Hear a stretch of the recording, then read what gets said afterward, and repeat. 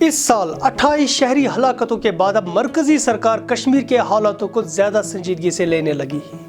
8,000 गाड़ियां और 15,000 के करीब लोगों की तलाशी हर रोज़ ली जाती है ताकि मिलिटेंसी को काबू में लाया जाए।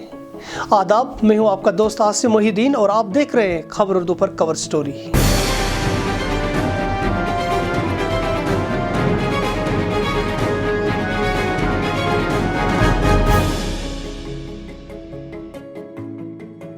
मिलिटेंसी के बढ़ते वाक़ात के पेश नज़र वज़ीर दाखिला अमित शाह ने मज़ीद 5 नीम फौजी दस्तों की कंपनियां कश्मीर की तरफ रवाना की। इसके साथ ही पिछले एक महीने के दौरान दिल्ली से कश्मीर के लिए 30 नीम फौजी दस्तों की कंपनियां पहुंच गई, जो जम्मू कश्मीर पुलिस के शाना बशाना लॉ एंड ऑर्डर के साथ साथ मिलिटेंसी खिलाफ कार्रवाइयों में भी हिस्सा ले।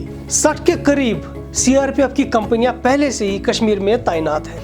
आपको हम बता दें, एक बटालियन में 1000 के करीब पर्सनल होते हैं। CRPF के एक अफसर ने दिल्ली में हिंदुस्तान टाइम्स के साथ बात करते हुए कहा कि कश्मीर में हर रोज 10,000 से 15,000 के दरमियान लोगों की तलाशी ली जाती है, जिसमें CRPF का एक अहम रोल होता है। इसके साथ साथ 8,000 गाड़ियों की चेकिंग भी की जाती है। इस साल अभी तक कश्मीर में 28 आम शहरियों को मारा गया और मामला तब ज्यादा बिगड़ गया जब मिलिटेंटों ने अक़लियती फिरके से लोगों को निशाना बनाना शुरू किया।